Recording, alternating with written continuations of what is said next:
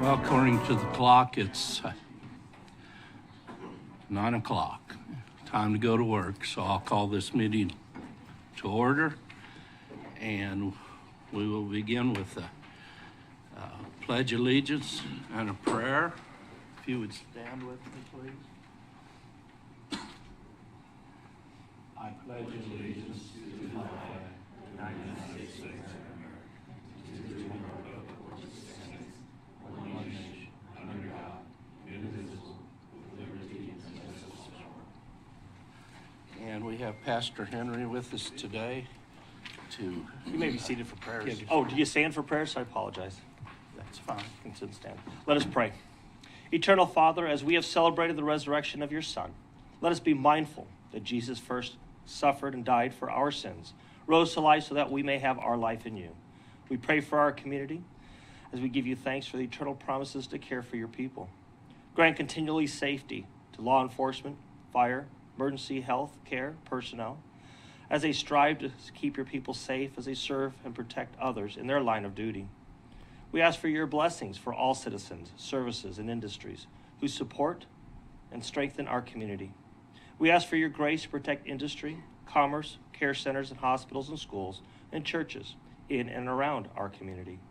As Reno County is a large county with many facets of financial and safety obligations, we pray for all directors, staff, and the many county workers who carry out their work as they serve the well-being of your people. We commend to you, Father, the leaders of administrators of Reno County, especially Commissioners Don Borger, Ron Hurst, Randy Parks, Richard Weingart, and Ron Vincent. Grant them wisdom as they seek to enact fair decisions and productive regulations for the betterment of the people to whom they serve. Guide these gathered this morning in their work to enable your people, our community, and businesses to prosper, and your name be glorified through them. Give us all eyes to see your life-giving spirit entrusted to us. Bless and guard our hearts and minds through Christ Jesus our Lord, who lives and reigns with you and the Holy Spirit, one God, now and forever. Amen. Thank you, Pastor.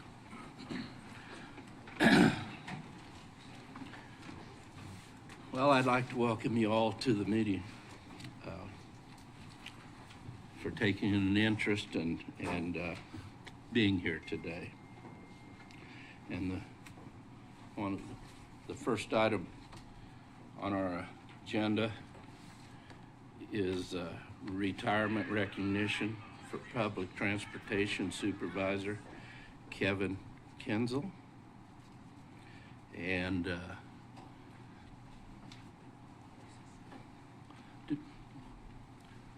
Candace? Good morning, Commissioners. On this day, it's an exciting day, but a very sad day for us. Kevin Kinzel is retiring from the Reno County Public Transportation Department after 12 years of service to the community. Kevin came to Reno County from the private sector and joined the Reno County Area Transit RCAT team as a driver, working his way up to dispatcher, then to a transportation coordinator, and then supervisor. Kevin leaves Reno County today, April 30th, 2025, looking forward to having time to pursue his passions of fishing and woodworking. Kevin has been an asset to the RCAT team, and his presence will be missed. Thank you for all your hard work and dedication to public transportation. We wish you congratulations and a fulfilling retirement. So.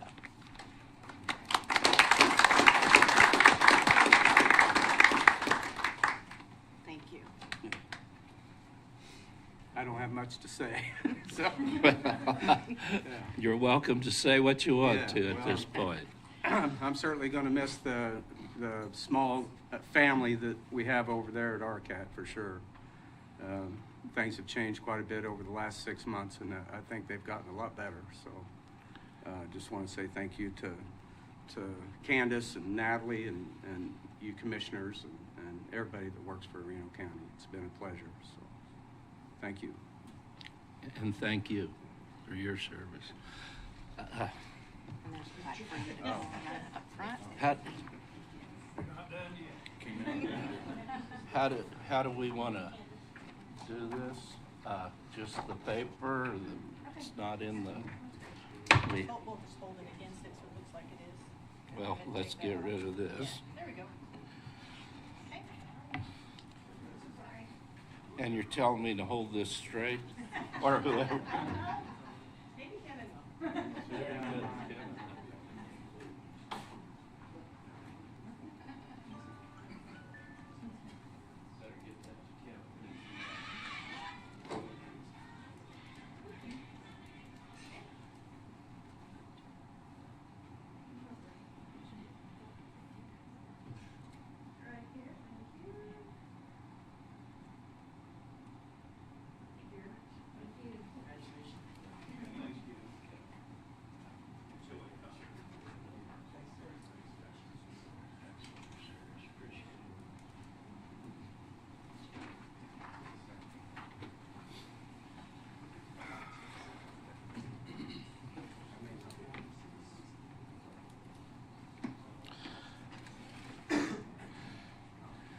Our next item on the agenda is a proclamation for National Police Week. Was Darren going to read that, or was I? Chair usually reads it, Sheriff Campbell wants to, but Oh, I've got a copy here. Okay, thank you. Well, with that, proclamation for National Police Week, May 11th through 17th, 2025. Whereas the Congress and President of the United States have designated May 15th as Police Officers Memorial Day, and the week in which May 15th falls as National Police Week. And whereas from the beginning of this nation, law enforcement officers have played an important role in safeguarding the rights and freedoms which are guaranteed by the Constitution and in protecting the lives and property of our citizens. And whereas through constant application of new procedures and techniques, such officers are becoming more efficient in their enforcement of our laws. And whereas it is important that our people know and understand the problems, duties, and responsibilities of their police departments and the necessity for cooperating with them in maintaining law and order. Whereas since the first recorded death in 1776, more than 26,000 law enforcement officers in the United States have made the ultimate sacrifice and been killed in the line of duty, including 148 officers in 2025 alone. And whereas it is fitting and proper that we express our gratitude for the dedicated service, courageous deeds of law enforcement officers and for the contributions they have made to the security and well-being of all our people. Now, therefore, we, the Board of Commissioners, call upon all citizens of Reno County, Kansas, and all patriotic, civil, and educational organizations to observe the week of May 11th through the 17th as Police Week. Please join us in commemorating police officers past and present who, by their faithful and loyal devotion to their responsibilities, have rendered a dedicated service to their communities, and in doing so have established for themselves an enviable and enduring reputation for preserving the rights and security of all citizens, and do hereby proclaim the week of May 11th through 17th of 2025 as Police Week. Furthermore, we call upon all citizens of Reno County, Kansas to observe May 15th, 2025 as Peace Officers Memorial Day to honor those peace officers who, through their courageous deeds, and have lost their lives or have become disabled in the performance of their duty. And then our signatures are below. In witness thereof, we will sign the document. Sheriff Campbell, anything No. you want to add? No, I appreciate your gentleman's support. Again, we'll be doing this as we do every year, as far as having a small ceremony in front of the law enforcement center. We're hanging out these flyers so you're all aware of what's going on. In Reno County, we're very, very fortunate to be fully staffed now with 85 deputies that pin this badge on and walk out their door not knowing what the day holds for them. So I appreciate your support and the signature of this proclamation. If you have any questions. No questions, just to thank you for what you do. Thank you, gentlemen. Yeah, this is, okay. Where are we going?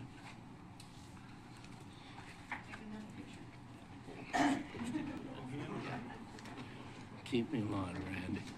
If we don't keep each other in line, we're gonna get in trouble.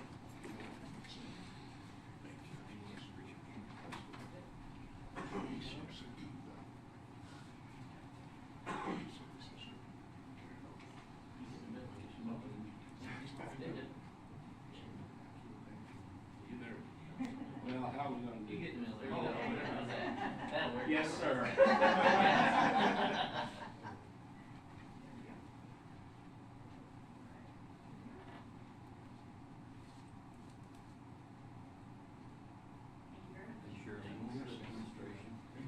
On how you cuff somebody.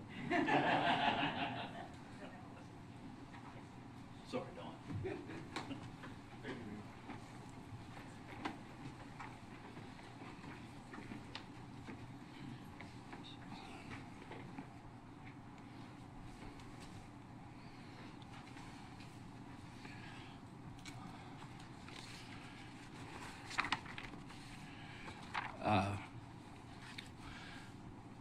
Item 4 on our agenda is public comments on items not on the agenda. Is there anyone here that has something you want to speak about?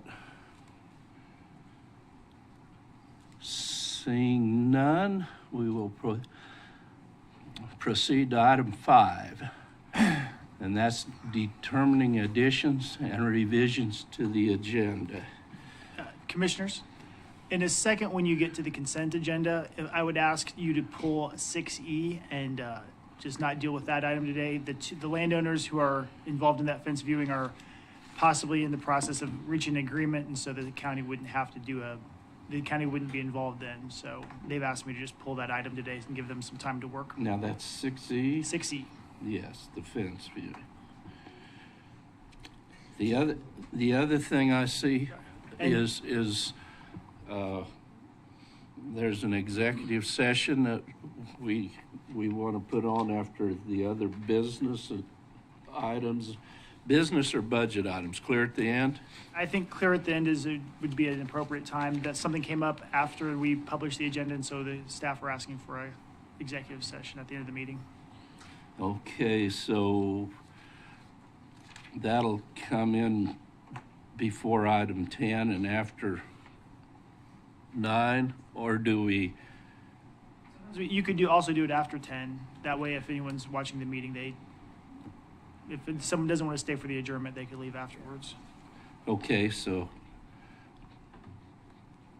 item 11 will be this executive session. That'll make 12 the adjournment, correct? Yeah, staff don't anticipate any action after the executive session, so that if we just did it at the very end, before you could come back and adjourn like we do. Okay. And we'll let that up to the public to decide whether they're going to stay for the adjournment or not. So, we don't need a vote on that. That can be done without a vote. It normally is, so I'd say Our next item would be a motion for the remaining consent agenda. I'll motion that we accept the consent agenda as presented with having removed 6E from it. I'll second. We have a motion and a second. Is there any discussion on any of these items? Seeing none. Autumn, would you please help us out today? Right. Commissioner Parks? Yes. Commissioner Vincent? Yes. Commissioner Winger? Yes. Commissioner Hurst? Yes. Commissioner Bogner? Yes.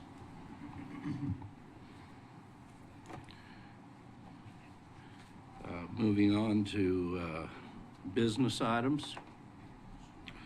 Solar regulations discussion in the unzoned area of Reno County. Is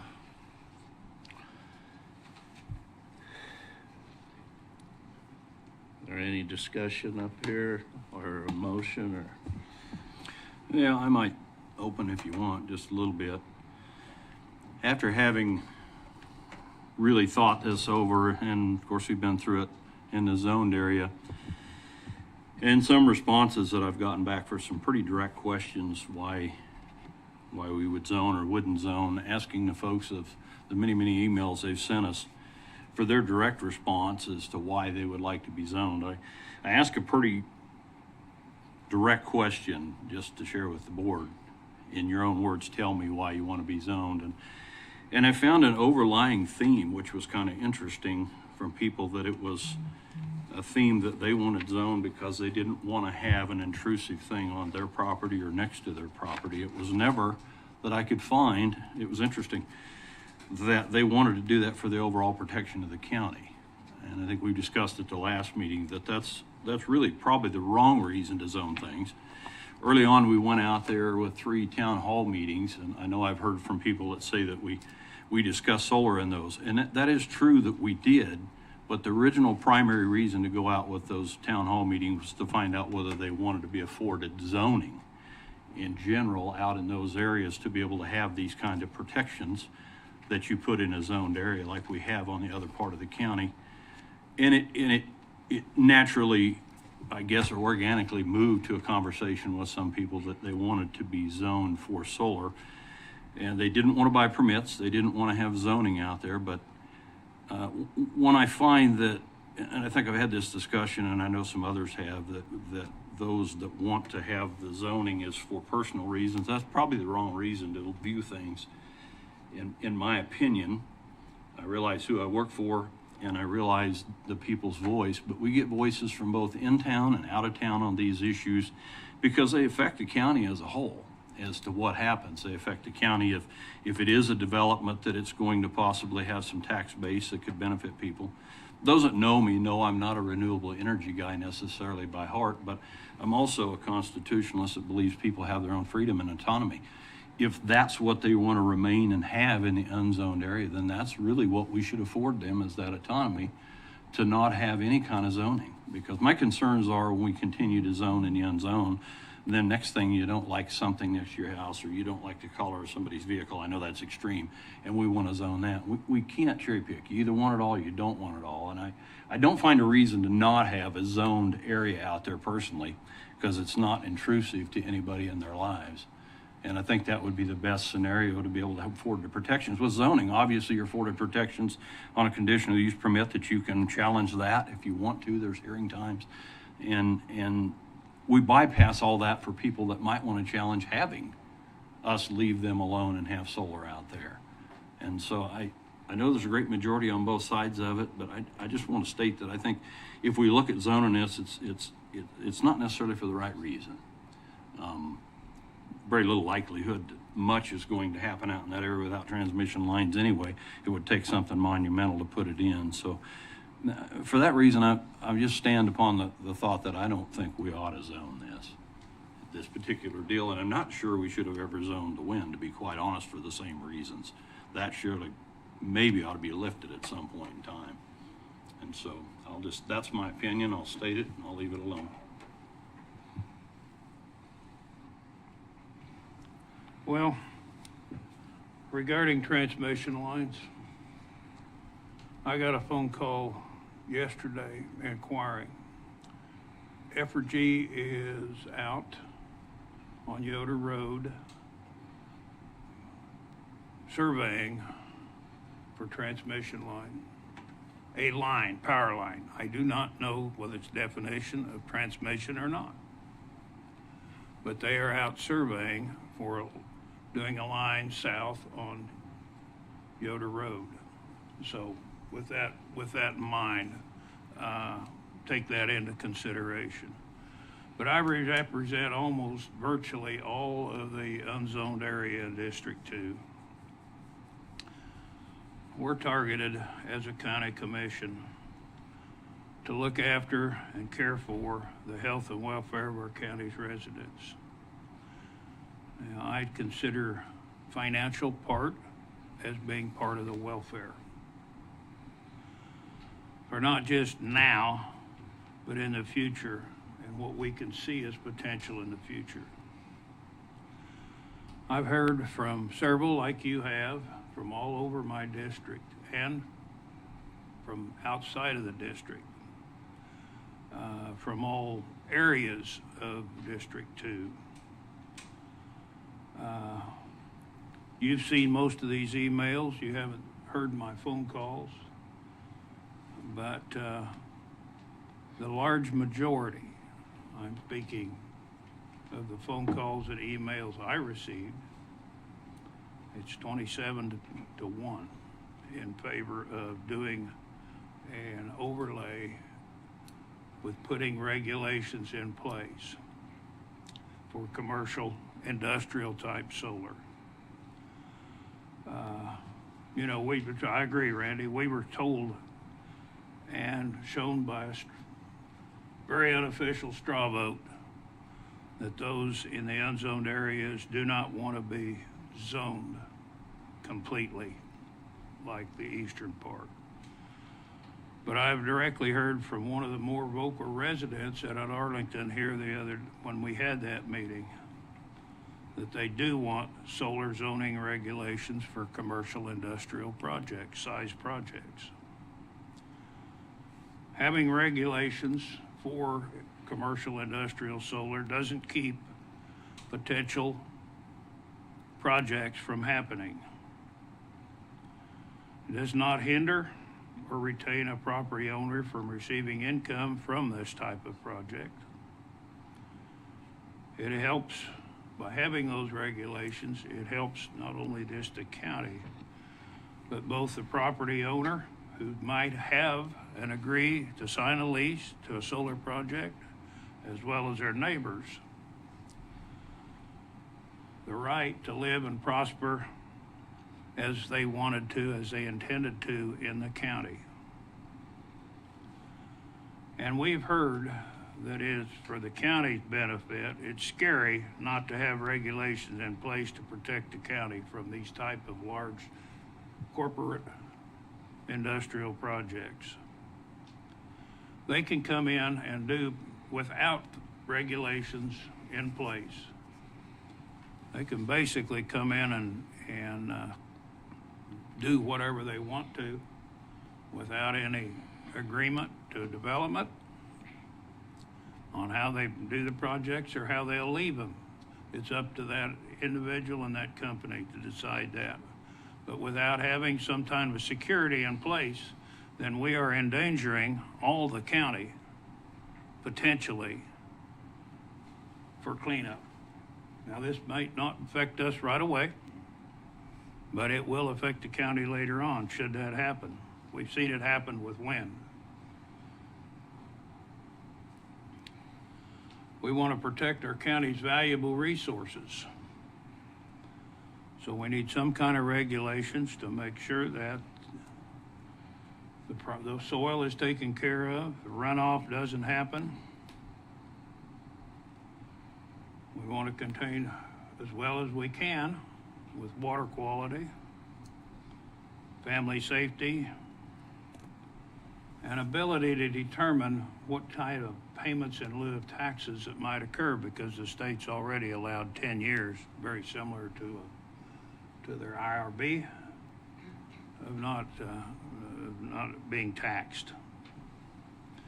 Having that CU process in the unzoned area is important to go through the process.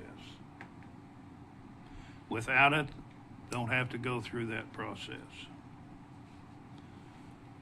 Is it worth the risk? I don't believe so, and I think if we really seriously look at this, we need those regulations in place. And this basically is only the first step. If we will really make sure that our citizens get a chance to say something, then let's send this to the Planning and Zoning Commission so they can review it and give the notice to all the residents in the unzoned area that they have an opportunity to come in and give their say. And this is a public and not just an email or a phone call to us as commissioners. I think that's important. To me, that's very important, to have that opportunity to come in. And that will give us a very uniform public knowledge of that so that everyone knows. So that's just the first step in that process. Doesn't mean it's going to happen, but I think we owe it to the public to give them that opportunity in that area. By all means, what's done today, you can have a choice of giving the public a chance to voice their opinion on regulating large solar projects in the unzoned area, or not. To me, why not give all the people a due opportunity for this in public meeting, in a public hearing?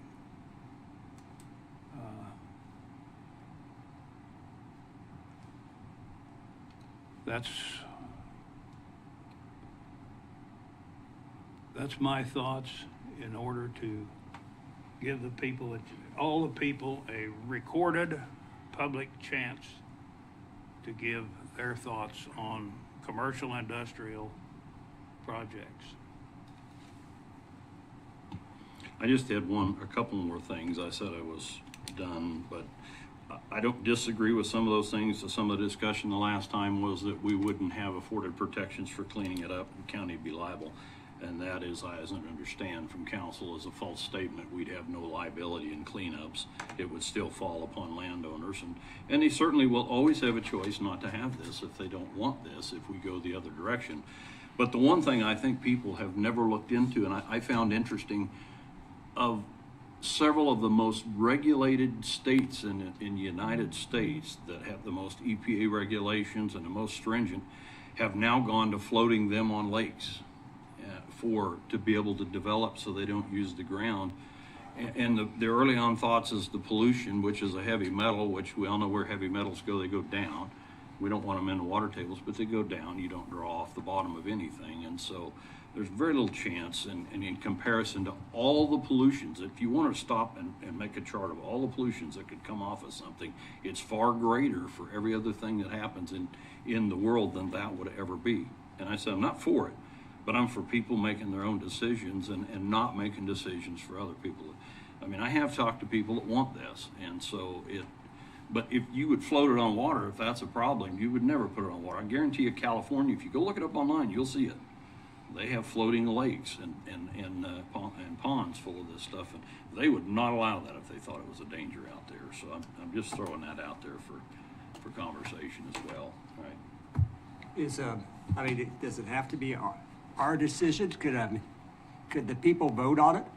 I mean, no, it really wouldn't work. In Kansas, we don't do referendums like this, and that's not an option, unfortunately. That's my is to stay out of them, and let them make their own decisions. You hear both ways, so I don't want to force anybody to do anything that they feel is going to harm them or whatever. But it's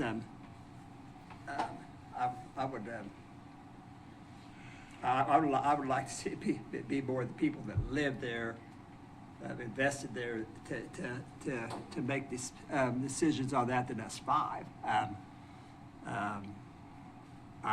kind of in between on it's hard to determine the majority right now of who wants what. I would definitely probably go with the majority if I knew for sure. And as far as regulations, I don't know where we need to regulate a lot.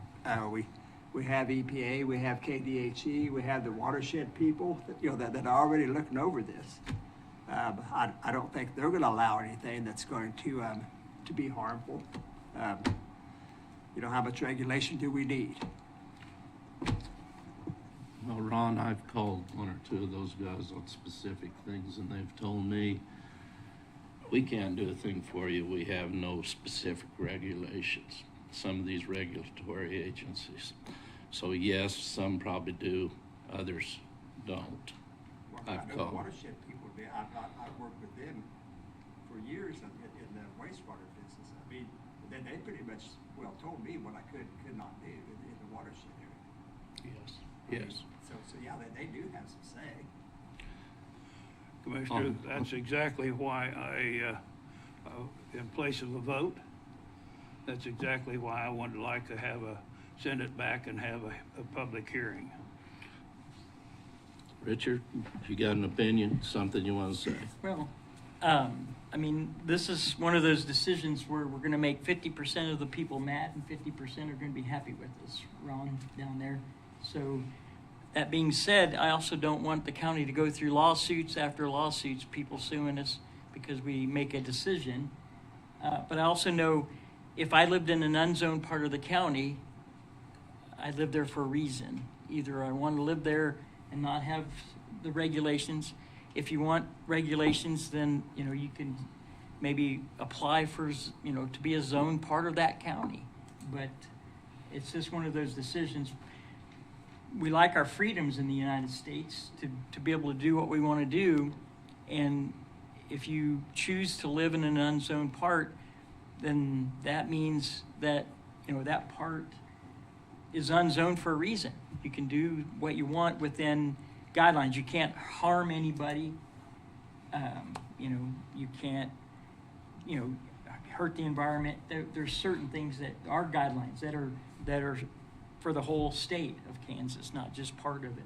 But that being said, I've been getting the same type of emails. I've had people that have said, we don't want it, or we don't want anything, or then there's people that are like, but we'd like you to do this. And like I said, it's not like a smorgasbord of, I can pick this to be, you guys, the commissioners can regulate it, or I don't want it regulated, that type of thing. So that being said, it's just going to be a tough decision. I'm kind of with Ron Hurst here. I would be okay with an open forum and have the people that live in that area just to see, what they want. Well, I'll make my statement, then I'll call for a motion. Well, I don't know if I had to. Just, if you did, I think I was just thinking if you did send it to the planning commission, there'd be multiple public forums there at that level. That's where those public forums would happen. That's just what I was thinking. Well, that's exactly the point I was going to make after thinking about this a long time. In all the meetings we've attended, we've all heard different things because those meetings were town hall meetings. You talk to people on the way in, people stop you on the way out. We all heard what was said publicly, but we all heard other things, so it's obvious we've come away with different takes on it. But the reality is here, we're not voting today on whether those regulations will be there or not. We've got a group of people who under the due process of law have asked us to vote today on whether we give them their due process. They've taken the first step in asking us to refer this to the Planning Commission to gather the information. And they have several legal ways to gather that information in their hearings.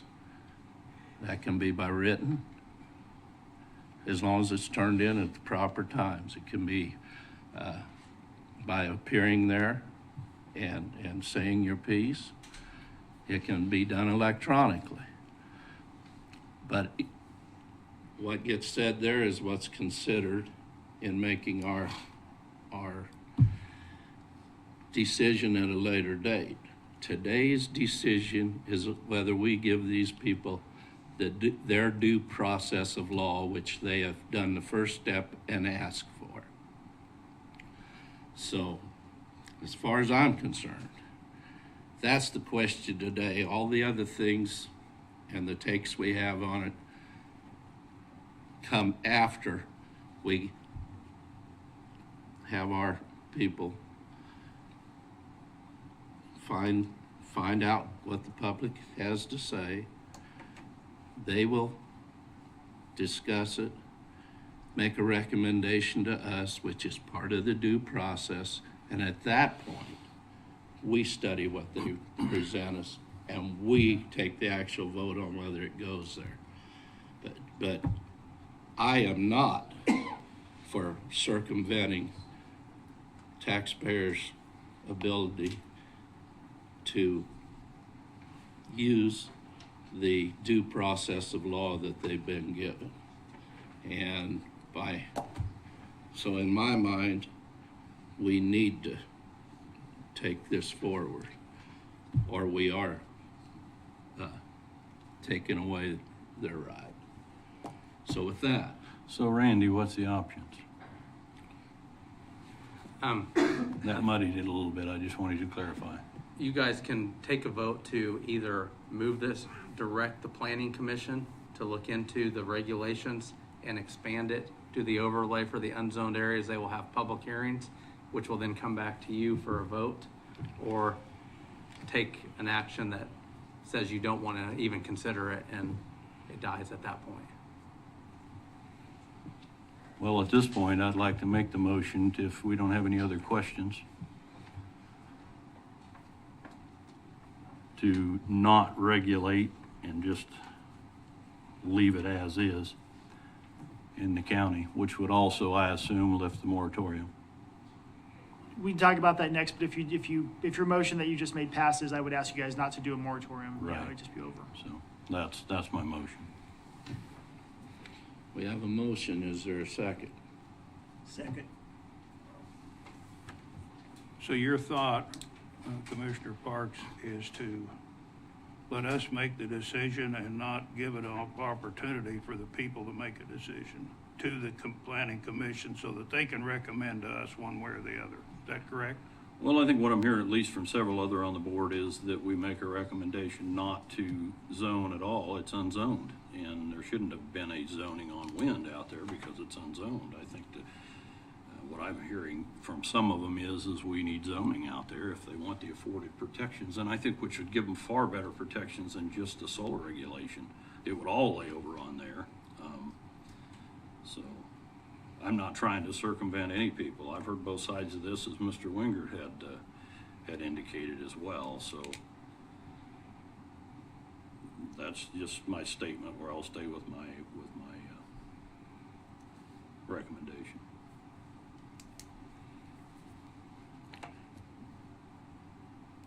Well, I hate to deny anybody their due process, and they have asked for their due process, and I'll stand that way. There was a vote and a second. Any further discussion before we take a vote here? They was to Commissioner Parks was to not, Then what was to is to not do any regulations. not do any Not regulations recommend. whatsoever And not send it back to the planning commission And not for send it back a public hearing. at this time, okay. Not do that.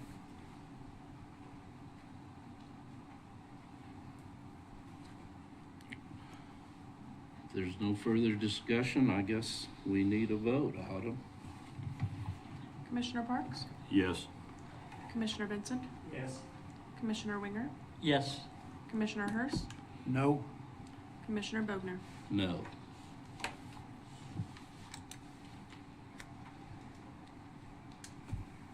So the way it stands right now, there's no regulations in the unzoned area regarding solar, Commercial solar. commercial, industrial type solar. It's exactly the way it was.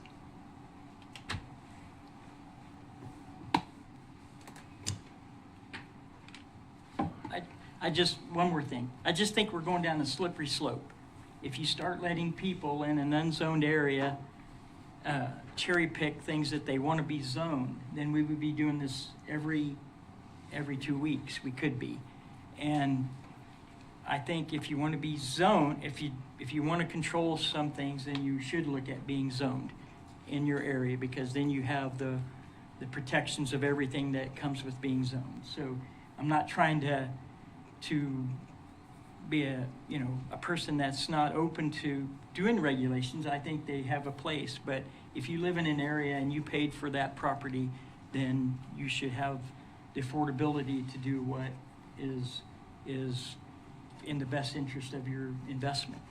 So I just don't want to go down any slippery slope where a person in a zoned area can say, or an unzoned area can say, hey, my neighbor is thinking of doing this, I don't think that's right, and then they bring it before the board and we have to do these all over again. And so that's where I'm coming from. I'm not trying to be a negative person on anybody's freedoms, and I just want it to be said. Well, that does not preclude individuals, as Randy pointed out in discussions the other day, the possibility that they would want an area out there zoned, and if you could come back at a later date and ask for full zoning, apparently, that might pass. So there's a lot of thought and that things that could or happen or possibly be ways to get protections for those who want them in certain areas. As you pointed out, as a compromise in our discussions the other week. Going on, budget items. Yes. No, I think we discussed earlier, 7B was about the moratorium, which started when this whole discussion of solar began, and it's really unnecessary at this point because the theory of the moratorium was we needed time for the commissioners and the planning commission to effectively decide what to do with solar, and now it's all been done. Doesn't mean it couldn't happen again, but we've at least given it all one consideration. It's all been given a once over. What Randy was asking me, was about extending zoning. My understanding is historically, Reno County started with zoning a smaller one portion, and then as over time, areas have kind of petitioned or like informally, I think, lobbied the commissioners, and that's how that map has grown. So if anyone wants to grow the map of zoning, I think start talking maybe with the Planning and Zoning Commission or a commissioner, and we'll deal with it if those requests are made. That's all I wanted to say. Similar to the request from today.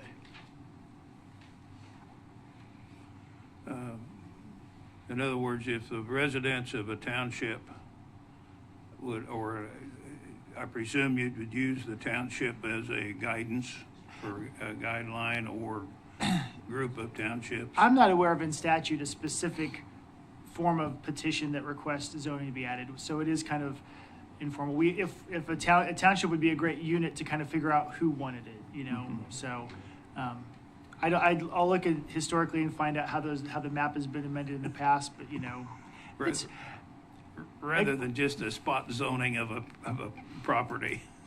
I go to conferences and they talk about this many counties are unzoned, this many counties are zoned, and then there's like, we're one of a very small number of counties that are mixed.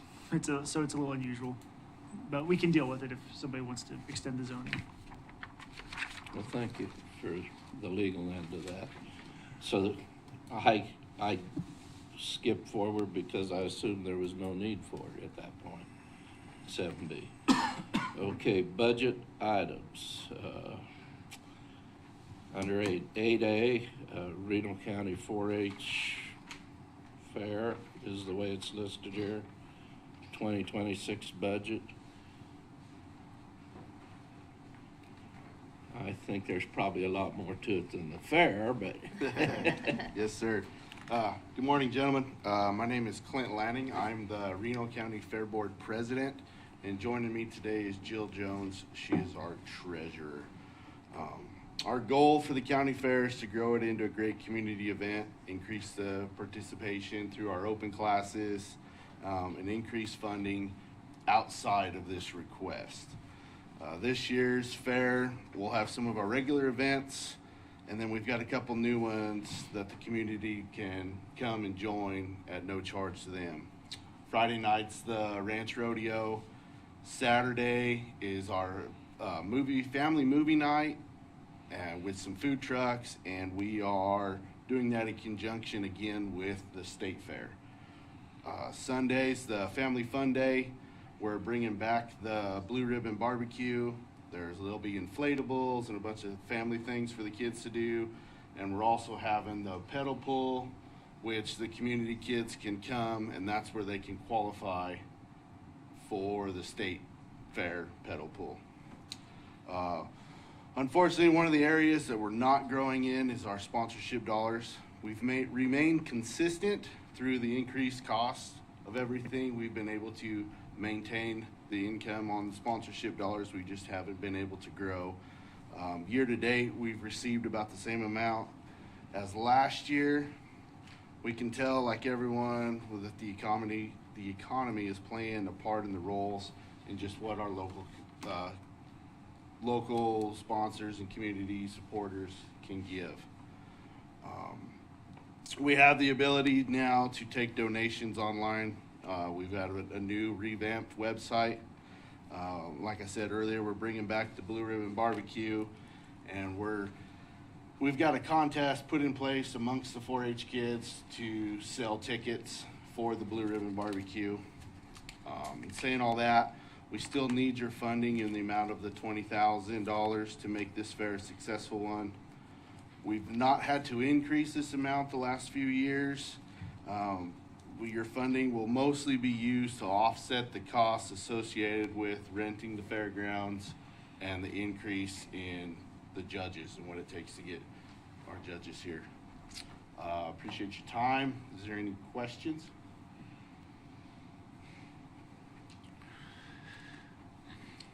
So you aren't asking for an increase?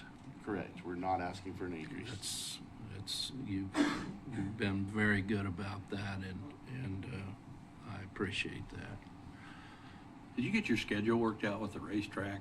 I know last year they were kind of in a quandary because you guys overlapped somewhere. I'm just curious. Yeah, it doesn't really matter to me, but I just as far as from what I can remember, when the races subsided, quit, I don't know what the right wording is there. Yeah. We had that weekend booked. Right. In years past, they've tried to do some races with it, and it didn't work as well. But yes, they had the open book of when it comes to the racetrack. You know, that one weekend that we're there, they were able to work the schedule out. So yeah. I'm just curious. Yeah. Any questions, comments? Well, this is kind of the first I've heard of this, I be honest with you, I didn't know, who funded this fair. I think it's a very, very good deal. Of course, I'm a hard one on using tax money for nonprofits. I just don't believe it's our responsibility to collect taxes and distribute them to the nonprofits of our choice. But I do like to see it continue. I would like to find better. I'd like to find ways out of it eventually, but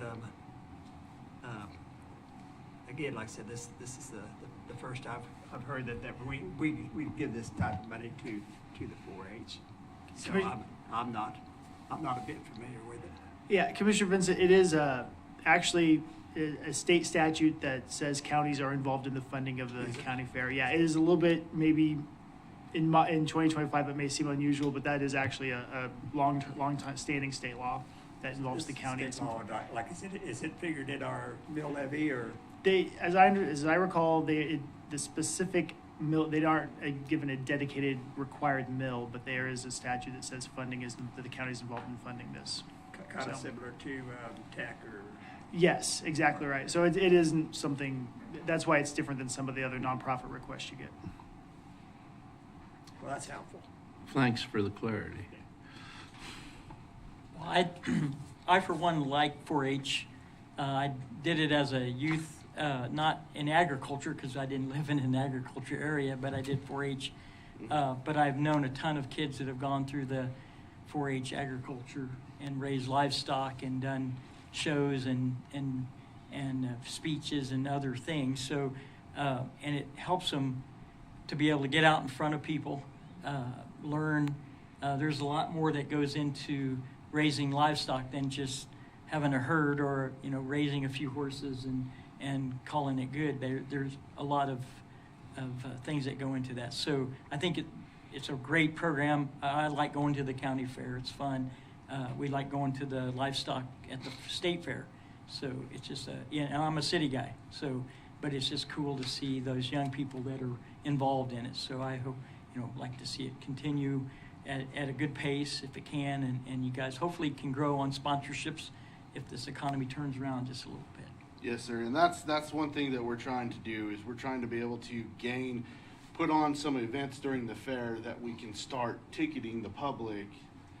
In order to do that, like just throwing suggestions out there, like to bring in a concert, like the capital that it takes to bring in an act that the public wants to come see, it's gaining enough capital to be able to do that, having enough money put together, growing the ranch rodeo to make it more of a production to where, people are willing to buy a ticketed thing for it and be able to come and support the fair. I mean, that's ultimately our goal. The ideas they've kicked around, just different things to bring the community in.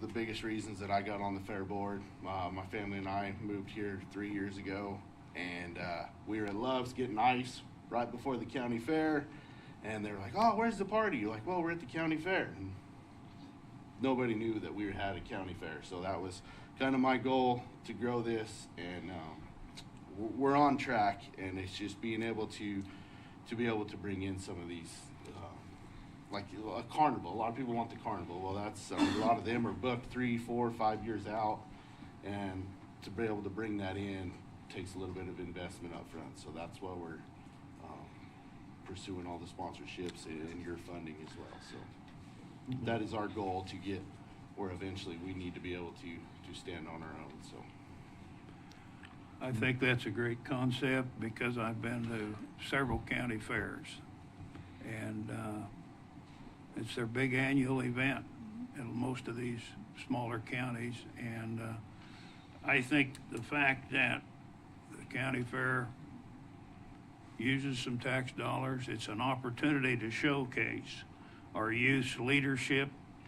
It also brings about competition to where you're based upon what you do, and having an open class to me is really special, because I know an instance to where a couple of city girls were given a chance to bake cookies and take them in, and find out what it's all about and get some feedback to them about what they did good and what they need to improve on. And I don't know where else. It's hard to get that today for youth. To get together with people and not spend all their time on the telephone playing games. And I guess, gentlemen, I'll just leave you with this. One thing that's stuck with me throughout my career, growing up in 4-H, I did it. We're not, like, just if you want to pertain to the animal side or even just general projects, like Mr. Wigger said, we're not using the kids to make the livestock better. We're using the livestock to make the kids better, and that's ultimately that's what our goal is. So. Same way with the woodworking and Exactly. and all the other non-farm projects. Exactly. Well, that's the point I'm glad you brought up, because you name it, there's a project. Rocketry, cooking. One of our biggest projects is Legos, to be honest with you. So it's great to see. There's something for everybody. Something modern. And the thing it does teach is how to conduct a meeting, how to the protocols involved, and as you can see, I am lacking. I look over at council quite a bit, but that's fine. It's a learning experience, whether it's done here or if it's done in your setting. There's a whole lot going on besides the animal end, as been pointed out. So the taxpayers as a whole from different walks of life, if they choose to join, there's a spot for them. Absolutely.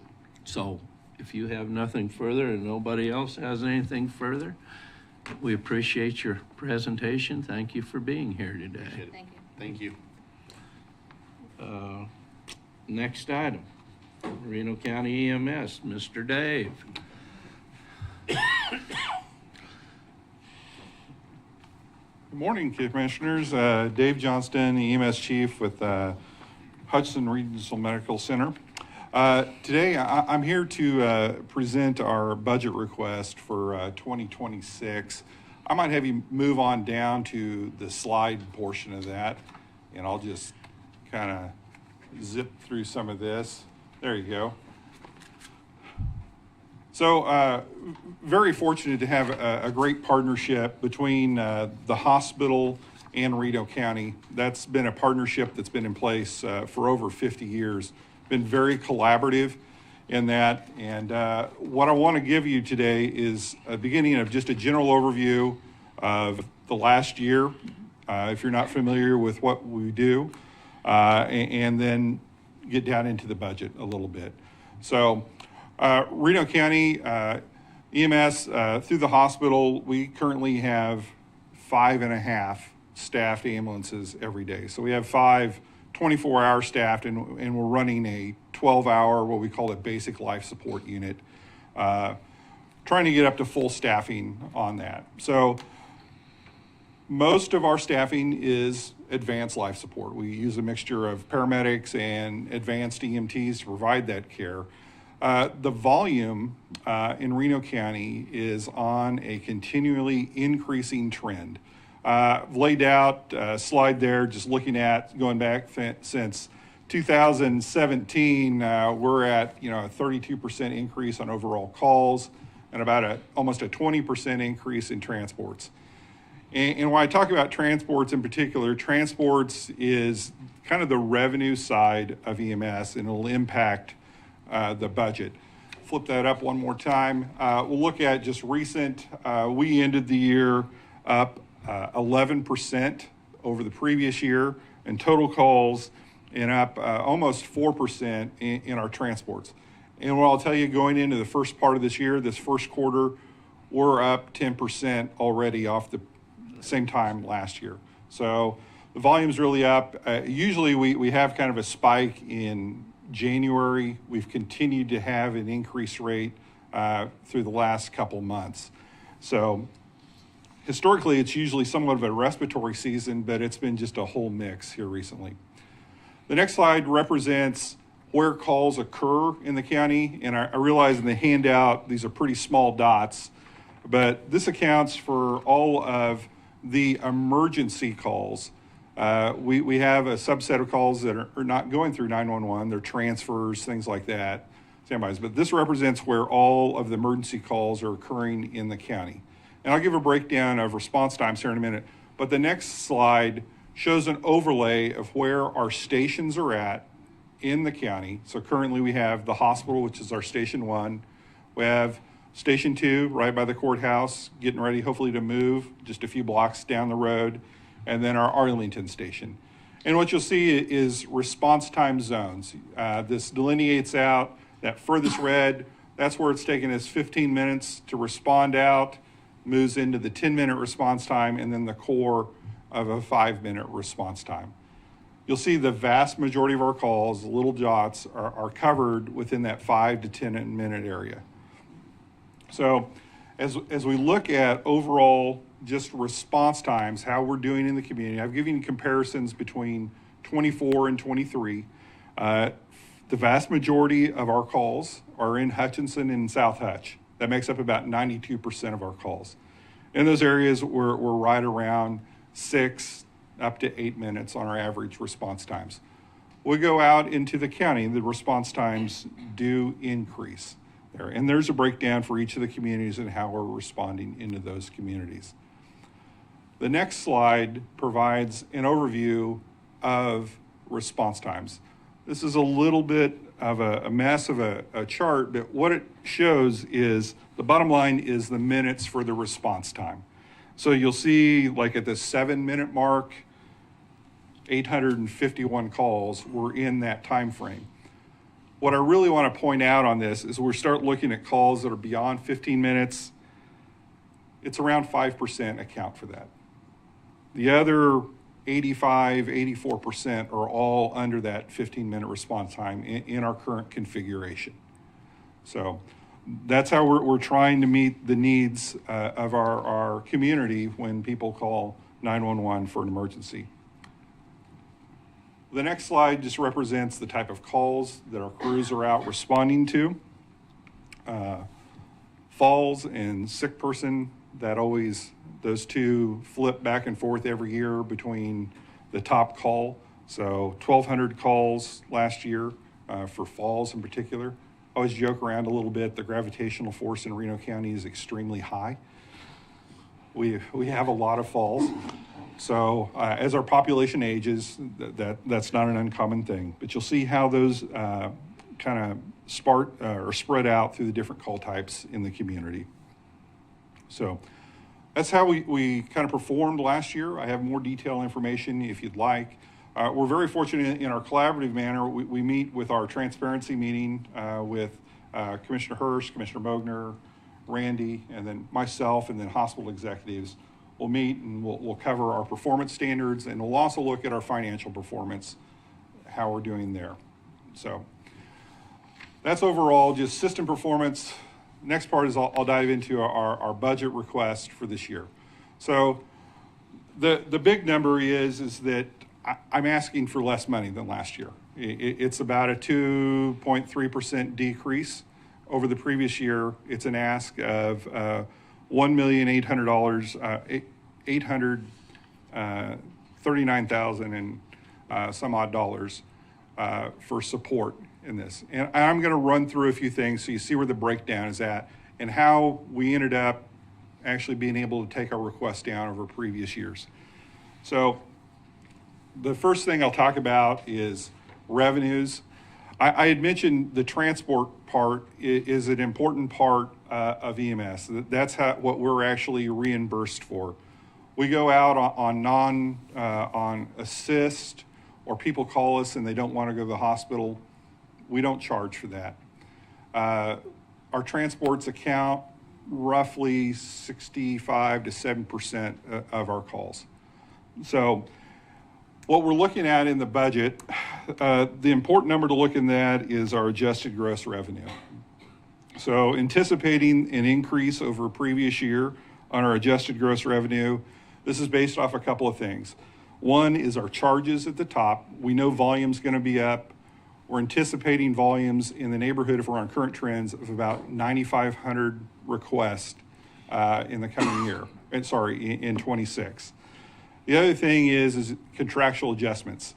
So if you're new to healthcare, the reality is we don't get paid what we charged.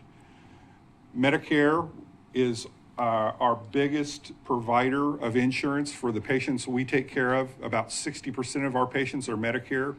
And as an example, the charge may be $1,400 for a complex emergency call. We're going to be reimbursed about $425 is the reimbursement rate from Medicare on that. So that's the contractual write-off piece that you see in the revenue.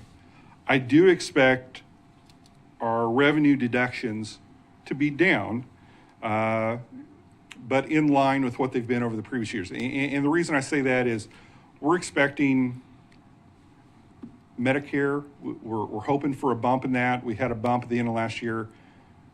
What I will tell you is things are a little crazy right now. We all know that at the federal level. So sometimes predicting where we're going to be at is a little difficult on this.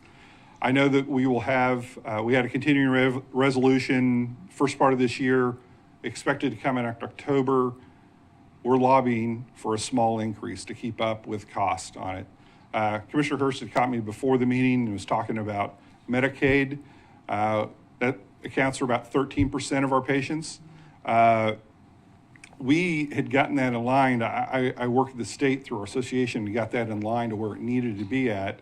Previously, we were only being reimbursed about $81 per transport on that. We've gotten that in line, but I know there's discussions on Medicaid cuts. I'm hoping we stay where we're at and perhaps a slight bump to keep in line.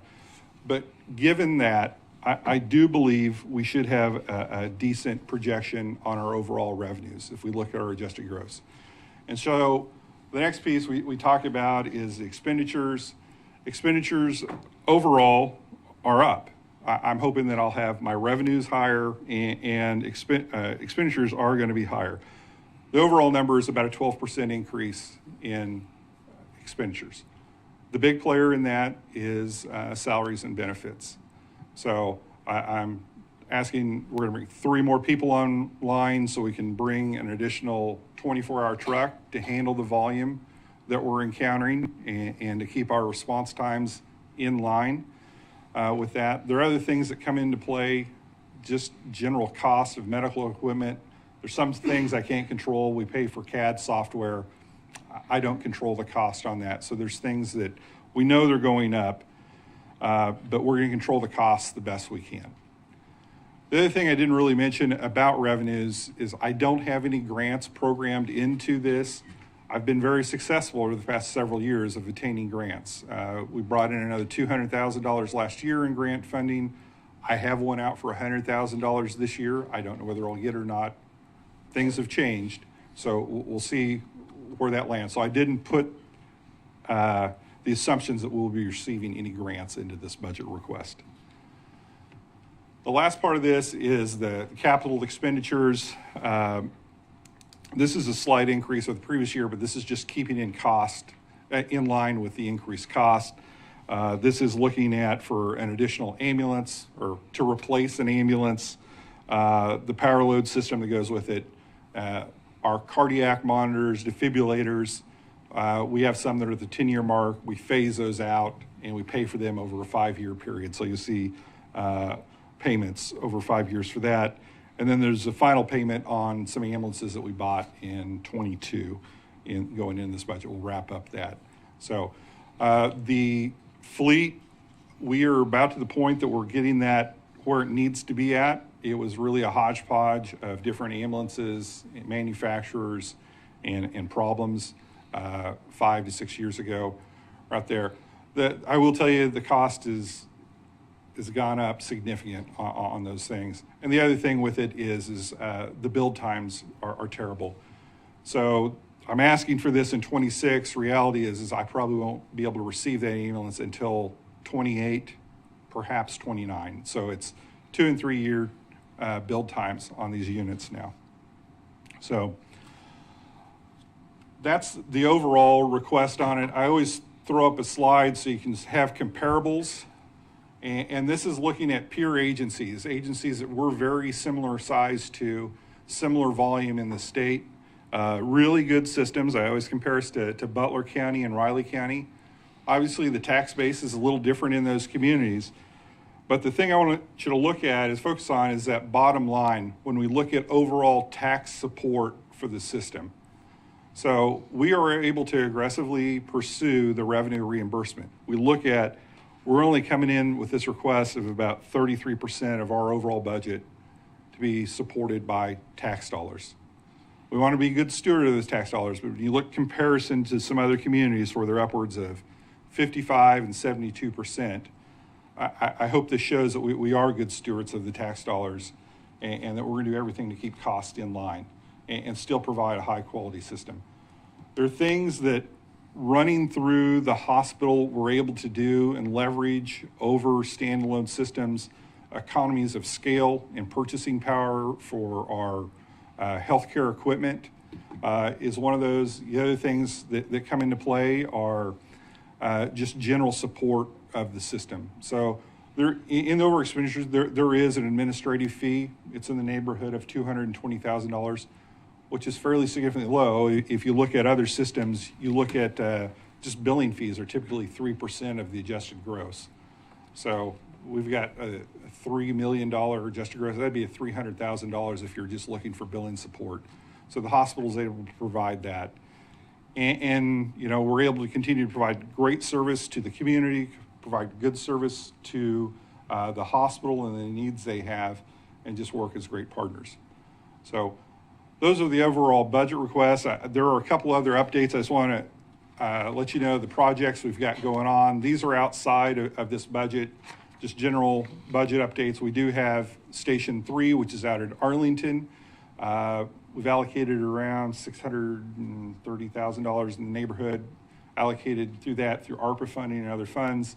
We're about ready to go out to bid on that. We're using Landmark. The hospital is running that project, funded through funds passed through the county on that. So I'm hoping we'll be out to bid here within, I don't know, a couple weeks on that.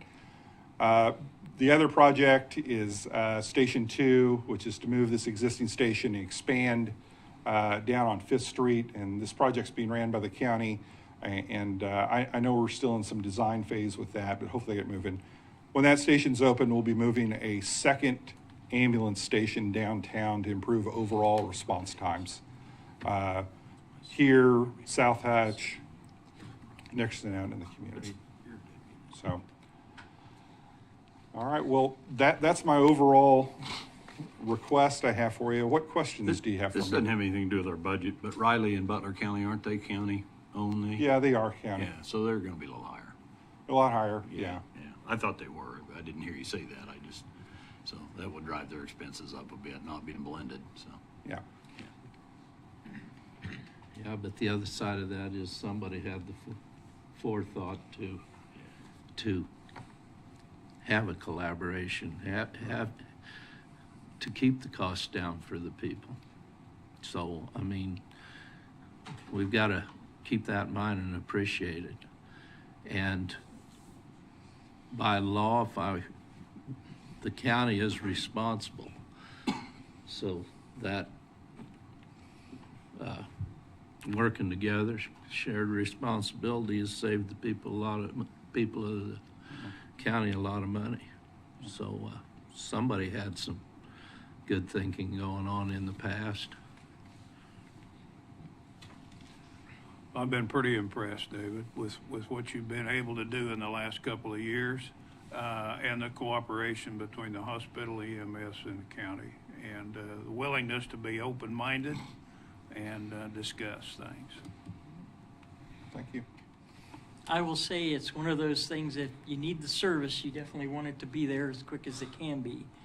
And speaking from experience, unfortunately, but I have had, you guys have to take care of me a couple times, and the response, the people that were working for you were just top notch.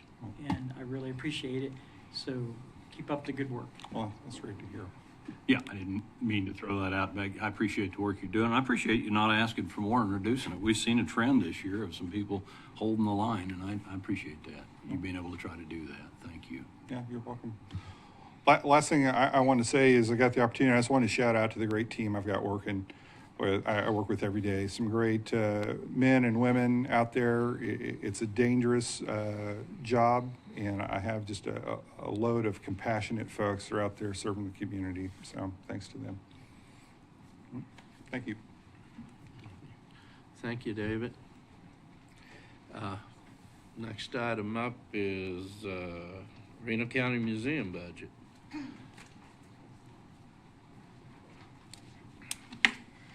Good morning, ladies, gentlemen.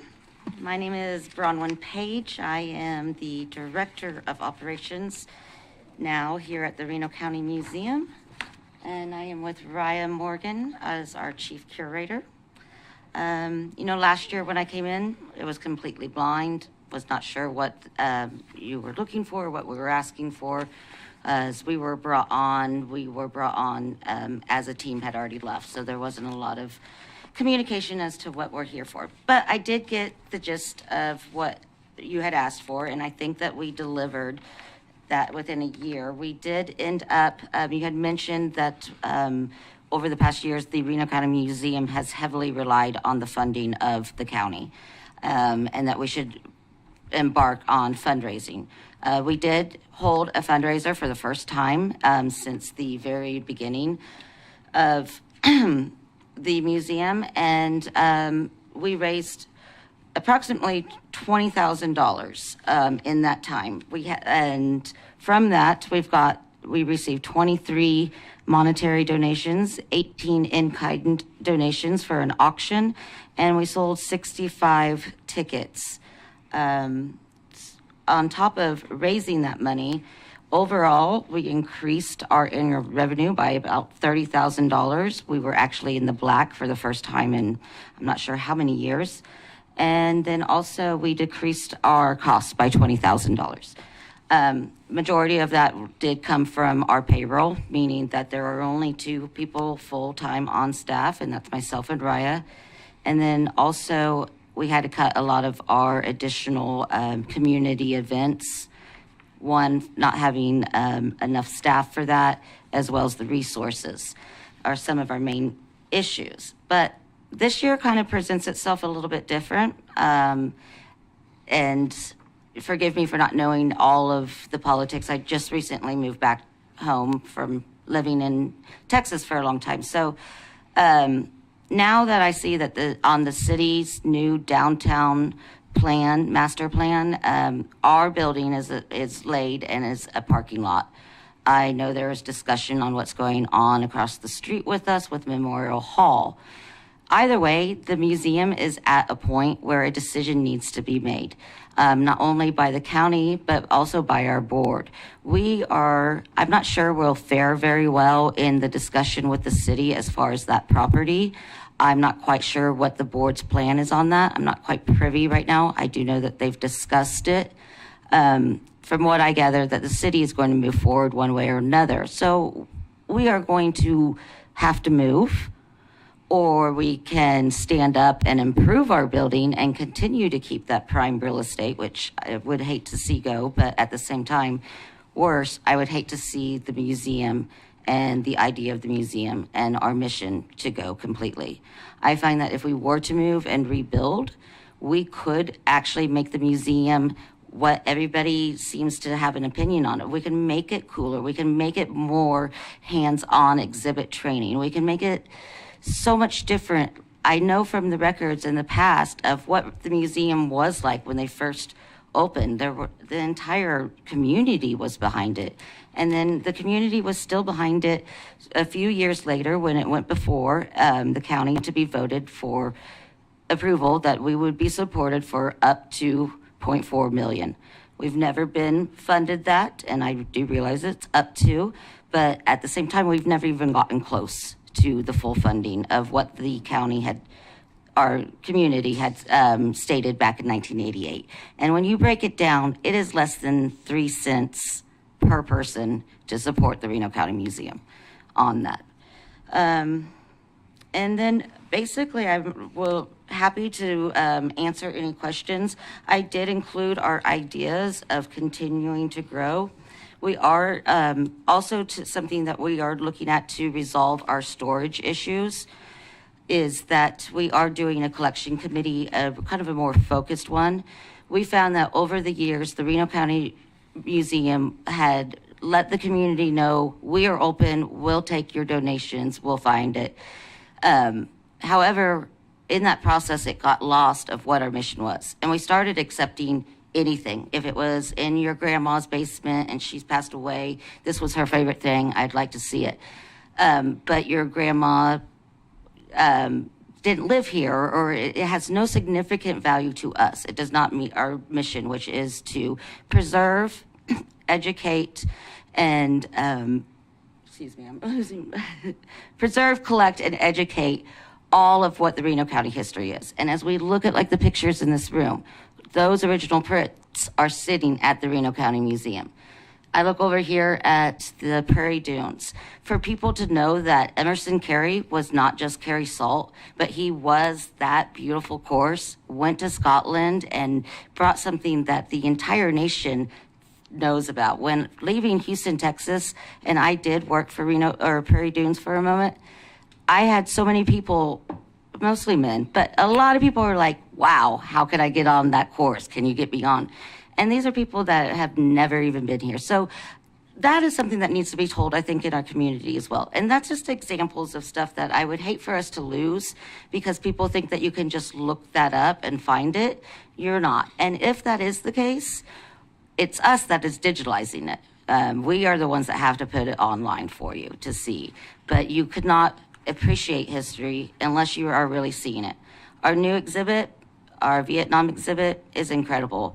We were able to partner with a few other people, and we have a collection that is, you know, I think that is a very, very great, smaller version of the National Vietnam Museum in Dallas, Texas, just for the fact that we have covered everything, the bad parts, and basically the bad parts. There wasn't a lot of good that came out of Vietnam, but then also how the community. So it's an educational thing.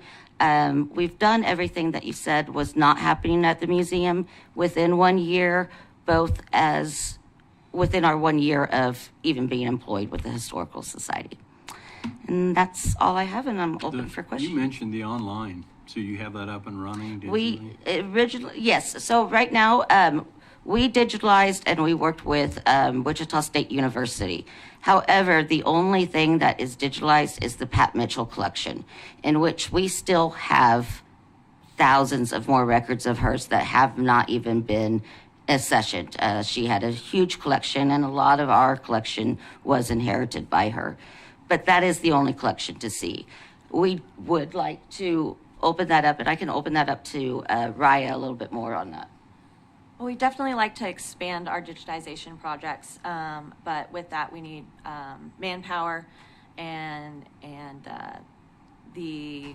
some of the financial needs behind that include updated modern equipment that can do it properly and things like that. So we have to keep in mind that for us, we have just, again, the two of us are full-time employees. We have one part-time employee, one that is going off of their contract, and we have very few volunteers. We've tried to get some more, but it is a challenge, especially with such delicate work that needs to be done.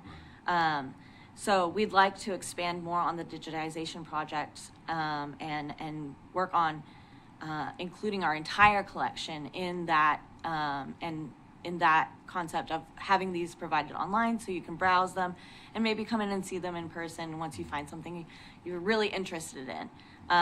So we would like to see that kind of future growth. Well, that was something that got talked about last year. I know the sitting commissioner's not here anymore, but he said he'd lend a hand in that. Yeah. So I'm going to hold his feet to the fire publicly here if he didn't. But I'm glad to hear you did that. I know that was something you said you really hadn't done, and I know it is labor intensive. I get that. Yes, so I'm just curious if you went forward. That's neat. So. And yes, as she mentioned, unfortunately, there's something that I've learned more in the museum world. I came from restaurants, so this is all new to me. But as you're going through the accessioning and the digitalization, there are so many state regulations and guidelines that are brought by the Humanities of Kansas and also nationally, that a volunteer cannot go in and handle that. It has to be someone that is trained in order to do those things. Any other questions?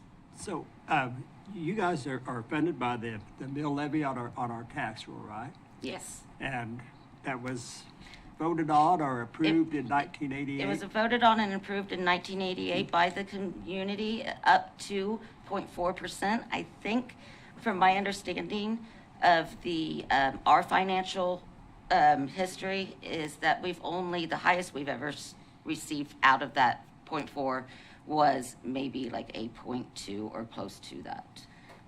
I hate to say that on record because I'm not familiar with the complete history of the Historical Society.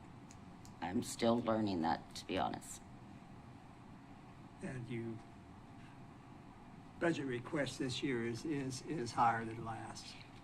It's higher because last year we did get a reduction of 45,000.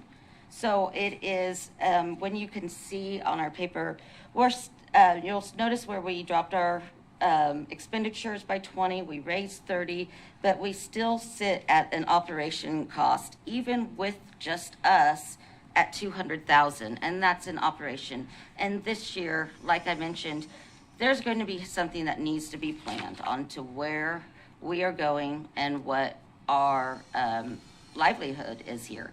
And if that means totally redoing our mission, maybe we are not there to inform the community anymore. I don't believe that. I believe that the community 100% supports us. And we're one of the last free things to do in this town. But I think that if we just became a collection and a preservationist, and that's it, then that really destroys everything that the Historical Society was brought on.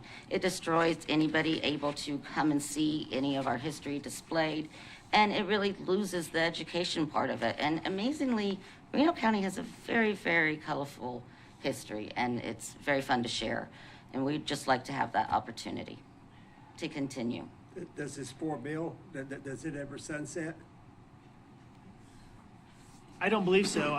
It's a 0.4 mil maximum is what was passed. And what does that equate to in dollars? That's a Randy question.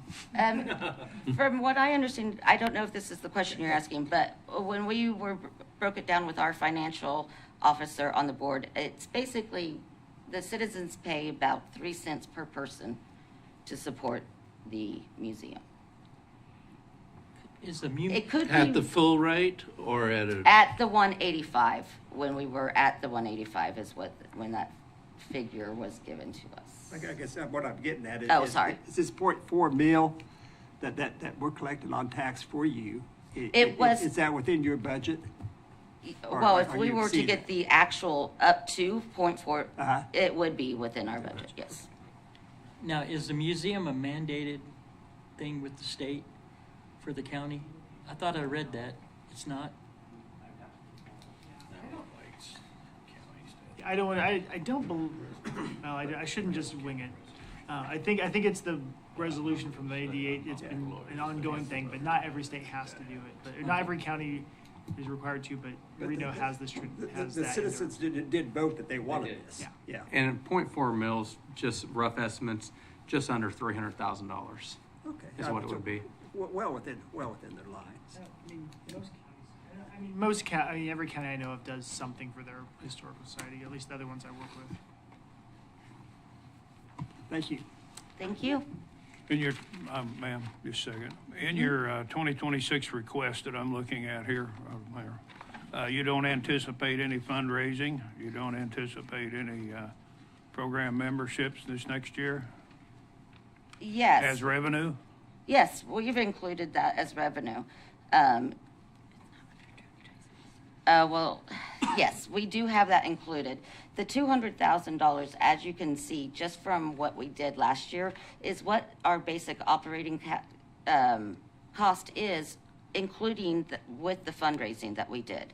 I do believe that with our fundraising, we will do it every year, but from my knowledge or my opinion, I don't believe that we will ever be able to raise much more than the 30,000 mark within our community. We will continue to try, but there is a lot of competition with Tech and Cosmosphere and Fox. I believe there is, as far as support as of right now, and this is my humbled opinion. Well, I just didn't see it on here. And Yes, I apologize. That was in our personal thank you. board. Yeah. Now, I do have a fundraising idea because I've been to I love history. We like going to historical places.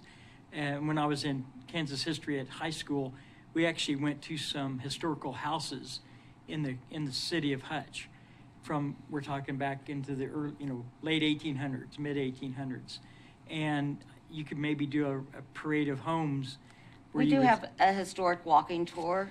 Well, but I'm talking about not just seeing the outside, but maybe get the homeowners to open it up, and you would pay a certain fee to be able to go through some of those places. That is certainly a possibility that we could look into, and I think it mean, would be very fun. Yeah, it would be awesome, and you could pick different areas of town even. Absolutely. And stuff like that. Well, definitely just with the historic district, that would be great. I am familiar with like a garden tour home that people do. It would take a lot of organization because each homeowner is going to be different whether they want to be on that tour. And the block itself isn't, you would have to really decide where it would be within driving distance. So seeing maybe 1 or 2 blocks, we would really have to have almost everybody on board for that to make it worth a tour, I believe. Just an idea. Yeah. We did do a speakeasy kind of theme with a murder mystery last year. We are doing the same thing. We've partnered with the Red Shed, but it'll still be a speakeasy style, but instead of doing the murder mystery, it'll be a live music and dancing. So with dinner, those are the type of themes that we will continue to do. All right. Thank you.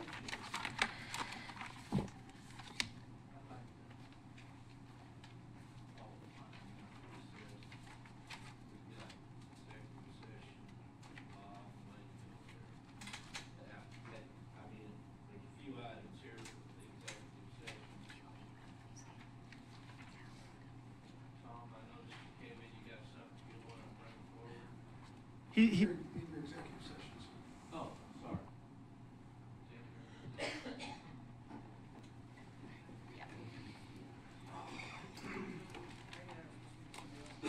How you doing, Tom? Good, how are you? Good.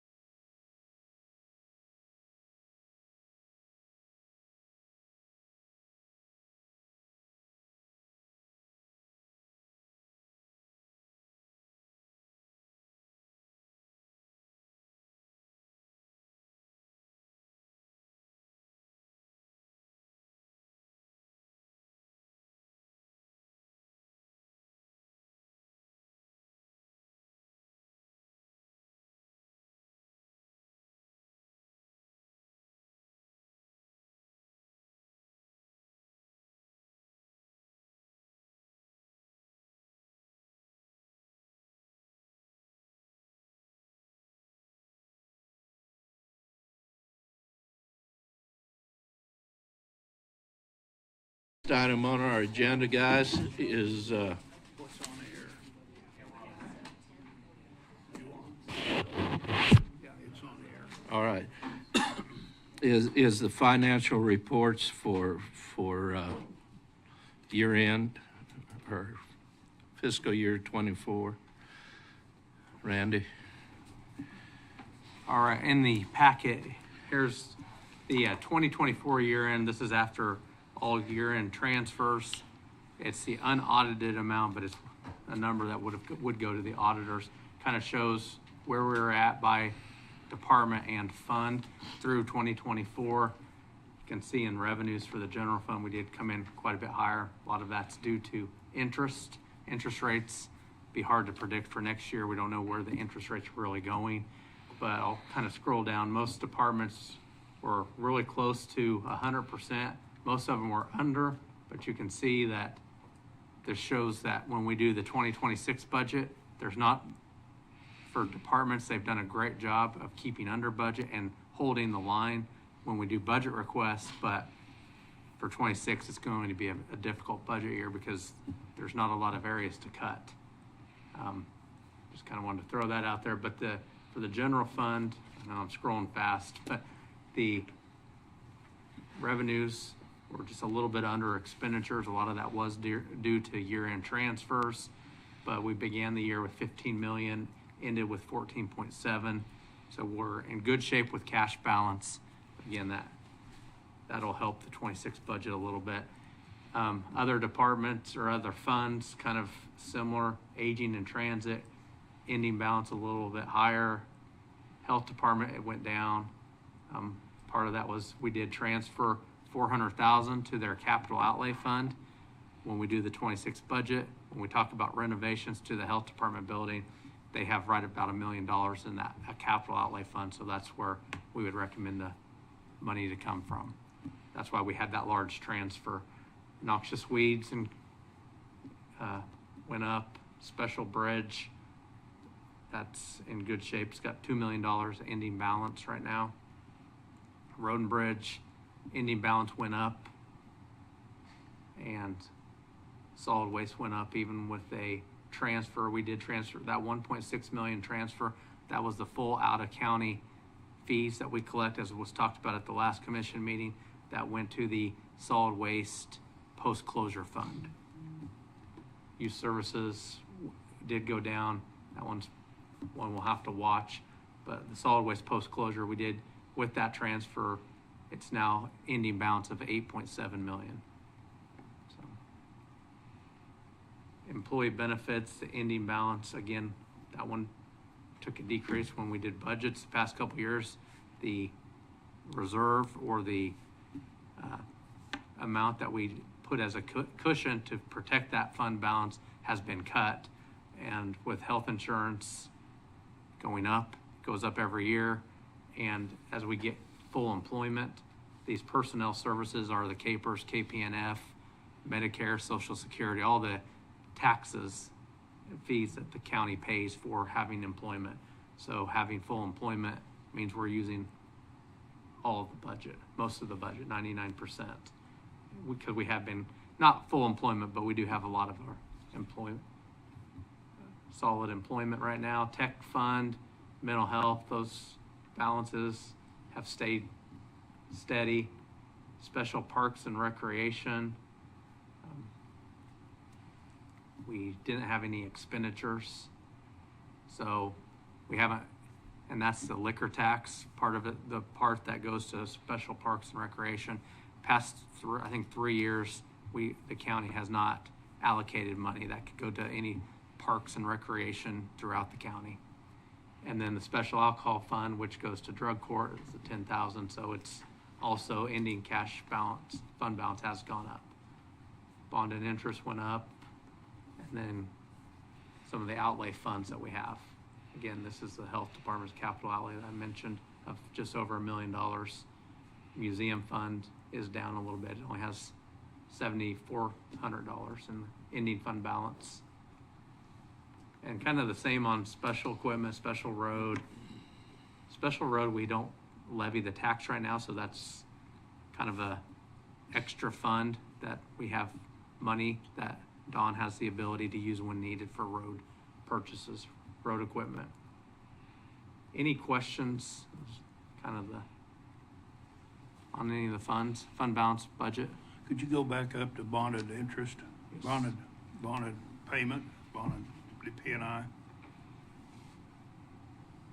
When is our next bond coming off? Our payments?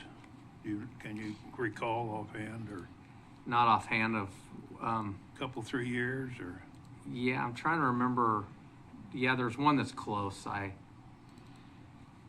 see if I can find a. I'll check with you.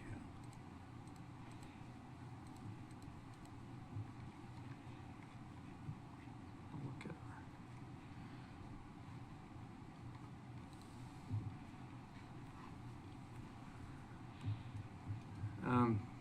at we have one bond that is paid off in 2028. We have a sewer district that was paid off last year, Well, or is this year. Sewer district 201 and 202. The temp note's off this year, but really the only bond out of the bond and interest, the first one to come off is in 2028. okay. And what's the yearly payment on that? On that one, the year.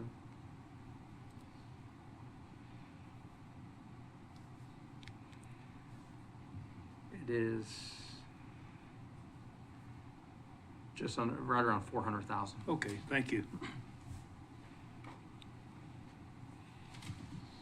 Any other questions for Randy at this point? We've never spent any parks and rec money since I've been here. What do we use that for, and how can it be used? So, in the I know past, it's a small amount. I'm Right. just curious. It's a small amount, but again, that's the liquor, part of the liquor tax. Some of it goes to special alcohol and drug. The other part goes to special parks. Previously, it had been given to Hutchinson Recreation for their cultural committee, I think. But at one point, they stopped asking for it. And that was 3 or 4 years ago. We gave them $10,000 each year. This can be used anywhere in the county, basically for parks and recreation. So it could be for traveling teams. It could be to give a city that doesn't get money. If the county wanted to give Turon money for their parks, you could use this fund. Okay. Or if there was a park and recreation activity in the county, you guys could help fund it with this money. Yeah, I just always laugh because it's earmarked, it can only go for parks or recreation, but county government isn't really involved in parks or recreation, so it is always kind of a difficult one for counties to deal with. And I've probably heard that before, but that's why I was asking. Yeah, it's kind of weird for us, but okay. Any other questions on the financials? Have a couple other items. One, I just wanted to remind you guys, the mayor's meeting, the countywide mayor's meeting is Tuesday, May 13th, 6 p.m. in Pretty Prairie at the EMS building. And if you have specific topics you want on there, let me know. I have one topic I will bring up, and I'll talk with Chairman Bogner before that time about that item. May 13th. I got it on my calendar at home, so I'm not. And then just a reminder, Career Quest 6th graders will be here next week, May 7th, here in the courthouse in the Veterans Room. I think a couple of you've signed up to speak, but if more of you want to come by, feel free. Yeah, those intelligent kids will ask us, why would a man work for the kind of money you're working for?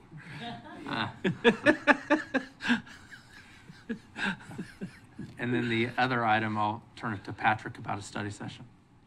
Yeah, commissioners, back at the end of last year, the commission approved a preliminary agreement regarding developing a developer that wants to use our methane from our landfill to pay us for capturing that.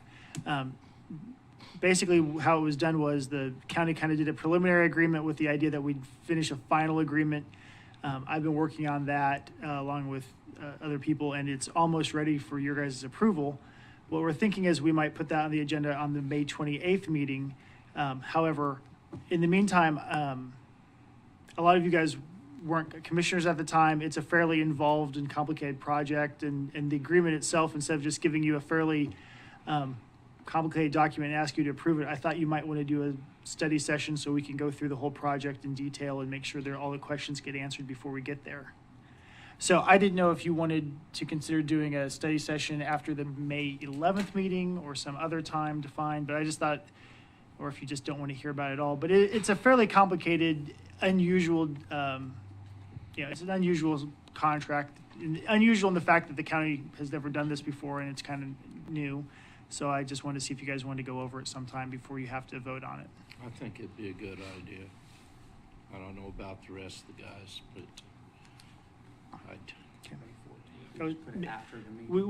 Would after the meeting on May 14th work for everybody, or?